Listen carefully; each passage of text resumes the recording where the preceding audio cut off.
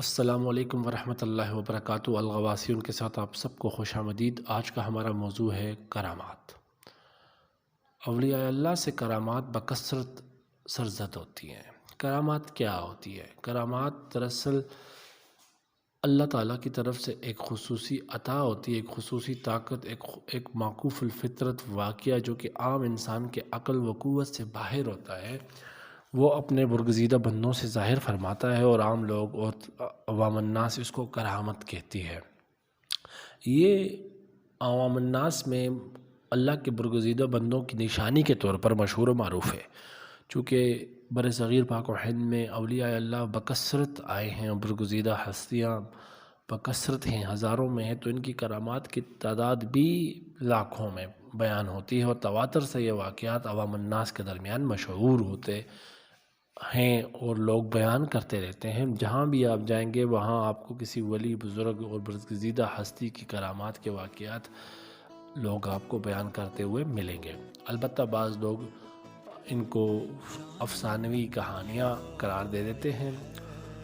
تو آج سے ہم ایک ویڈیو کو سلسلہ شروع کر رہے ہیں، اولیاء اللہ کی کرامات کو بیان کرنے کا سلسلہ، اور چند کرامات جو کہ خود بندہ عاجز و فقیر و حقیر کے ساتھ پیش آئیں ان سے میں ابتدا کروں گا، کیونکہ ظاہر ہے لوگوں کے بیان کردہ واقعات میں اور اپنے بذات خود ٹیسٹ کیے ہوئے چیز میں بہت بڑا فرق ہوتا ہے۔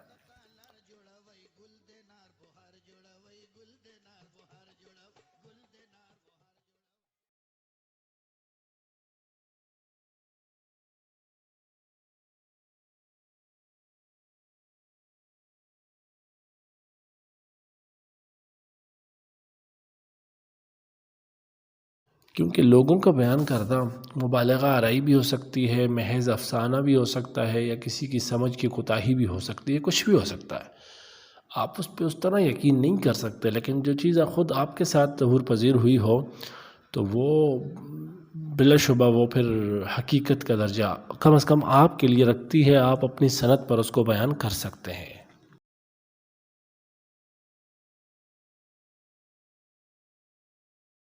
تو پہلی کرامت کا جو واقعہ جو میرے ساتھ پیش آیا وہ حضرت سید علی ترمذی پیر بابا رحمۃ اللہ علیہ کی کرامت ہے، جو بذات خود میرے ساتھ پیش آیا جب میں آج سے چند سال قبل، کورونا سے غالباً 1 سال قبل یا 2 سال قبل میں آپ کے مزار مبارک پر گیا، تو وہاں پر عرس میں شریک ہوا، اور میری کیفیت بہت زیادہ عجیب کیفیت میں تھی، آنسو رک نہیں رہے تھے، اور میں مسلسل یہ طلب کر رہا تھا کہ اللہ تعالیٰ مجھے روحانیت سے نوازے، اور پیر بابا کے رحمۃ اللہ علیہ کی ذات سے میں جو ہے وہ روحانیت مانگ رہا تھا مسلسل، اور روحانی علوم کی طلب کر رہا تھا۔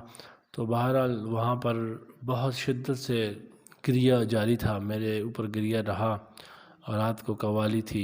قوالی کی محفل میں جب شاہ خراسان یا پیر ترمذی کی قوالی لگی تو بس گویا میں آپے سے باہر ہو رہا تھا، لیکن وہ مشکل میں نے اپنے آپ کو سنبھالا۔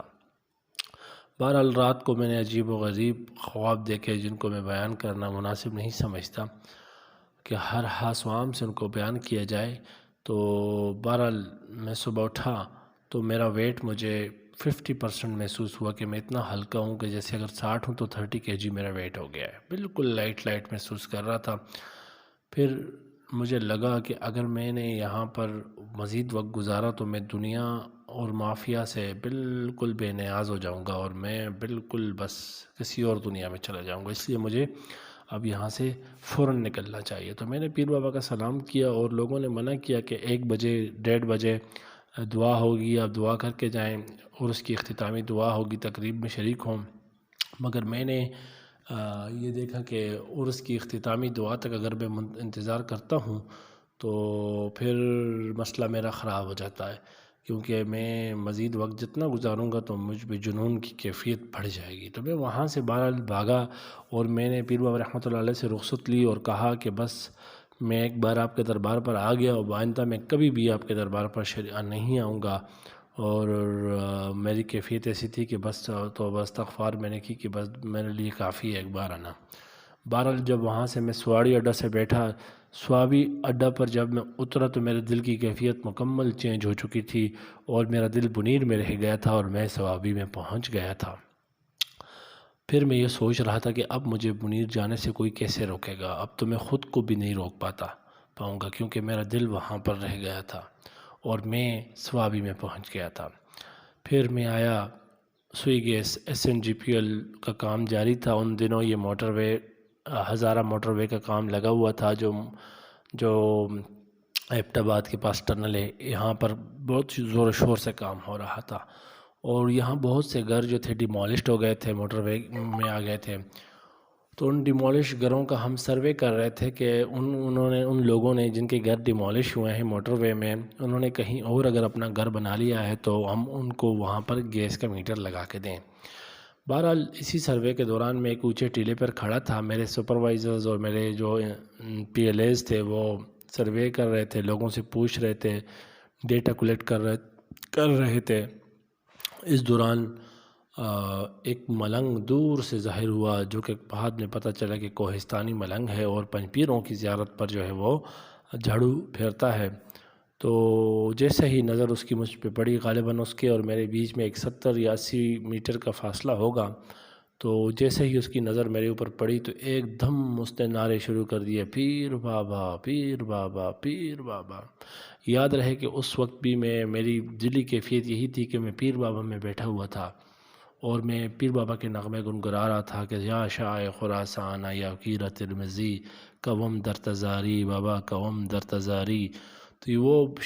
تو کچھ ایسی حالت تھی میری جب کہ اس کی نظر مجھ پر پڑی تھی، کچھ اس کیفیت کے اندر میں مبتلا تھا جب اس نے مجھے فرسٹ ٹائم دیکھا تھا۔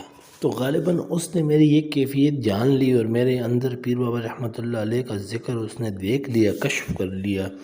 تو وہ مجھے دیکھتے ہی یہ نعرے لگانے لگا اور میں بھی سمجھ گیا کہ یہ میرے حال پر سمجھ گیا اور سیدھا وہ میری طرف آیا۔ 70 میٹر وہ اس نے بالکل نگاہ بھی ادھر ادھر نہیں کی، سیدھی لائن پہ چلتے وہ میرے ساتھ دوڑتا، وہ تیز تیز قدم اٹھاتا ہوا نعرے لگاتا وہ میرے پاس آیا اور میرے ہاتھ پر اپنا ہاتھ زور سے مارا اور بس آگے نعرے لگاتے ہوئے گزر گیا۔ مگر چونکہ جیسا کہ آپ جانتے ہیں کہ پڑھا لکھا شخص ایک دم شکوک و شبہات کا شکار ہو جاتا ہے، ایک دم میرے ذہن میں خیال آیا کہیں یہ پاگل نہ ہو اور اس کی عادت نہ ہو کہ یہ نعرے لگاتے جا رہا ہے۔ میں اس کے پیچھے ہو لیا۔ بہرحال جیسے ہی وہ موڑ مرا تو آگے وہ خاموشی سے جانے لگا، خاموش ہو گیا۔ تو بہرحال میرا یہ شک دور ہو گیا کہ وہ اس کی عادت نہیں ہے نعرے لگانا۔ بہرحال پھر میں واپس مڑا تو ایک اور شک کا شکار ہو گیا کہ پتہ نہیں یہ کون سے پیر بابا رحمۃ اللہ علیہ کے نعرے لگا رہا ہے۔ میں اس کو اپنے پیر بابا رحمۃ اللہ علیہ بنیر والوں کا سمجھ گیا، تو ہو سکتا ہے کوئی اور پیر بابا ہو یا اس کے نعرے لگا رہا ہو۔ تو یہ سوچ میں واپس پلٹا تو اتنے سے کہیں وہ بھی واپس پلٹ گیا۔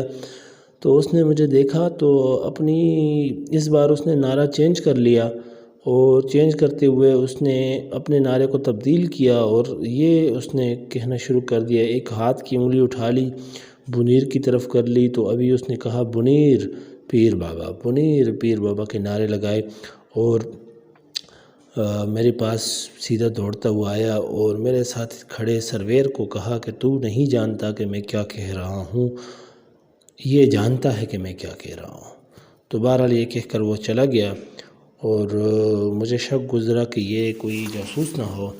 تو میں نے ادھر لوگوں سے پوچھا کہ یہ بندہ کہاں رہتا ہے، تو اس بندے نے کہا کہ یہ ادھر ساتھ اس کا گھر ہے۔ تو پھر میں نے اس کی انویسٹیگیشن کی تو وہ پنج پیروں کی زیارت جو کہ یہ ایبٹ آباد میں ہی ہے پیچھے مین بازار کے پاس، تو وہاں پر وہ جھاڑو دیتا ہے، کئی سال سے ملنگ ہے اور پوری رات وہ عبادت کرتا رہتا ہے اور دن کو وہ یہ کام کرتا ہے اور اس کے گھر والے بھی اس کے لیے پریشان۔ بہرحال مجھ پر یہ بات ظاہر ہوگی کہ یہ واقعی میں ایک فقیر انسان ہے جو کہ حصول روحانیت کے لیے کوشاں ہے۔ پھر میں وہاں سے نیچے اترا اور جمعہ کا دن تھا تو پیر بشارت حسین شاہ صاحب کے پیچھے میں نے جمعہ پڑھنے کی کوشش کی، وہاں پر پہنچا، جمعہ پڑھا۔ تو اس کے بعد جب انہوں نے میری طرف دیکھا تو کہا کہ یہ اپنے ساتھ کیا کر لیا تم نے، یہ کیسے طالب ہیں، کیا کر کے آئے ہو پیر بابا رحمۃ اللہ علیہ سے۔ اور پھر انہوں نے میرے سینے پر ہاتھ پھیرا اور ایک ٹھنڈ سی پھر پھر گئی سینے میں اور میری کیفیت میں کچھ افاقہ ہوا۔ امید ہے آپ کو ہماری آج کی یہ کرامت کی جو قصہ ہے یہ پسند آیا ہوگا۔ امید کرتا ہوں کہ آپ ہمارے چینل الغواسیون کو سبسکرائب کریں گے اور ہماری ویڈیوز کو زیادہ سے زیادہ لائک و شیئر کریں گے اور ہمارے پیغام کو دوسروں تک پھیلائیں گے۔ والسلام ورحمۃ اللہ وبرکاتہ۔ خوش رہیں، آباد رہیں، شاد رہیں۔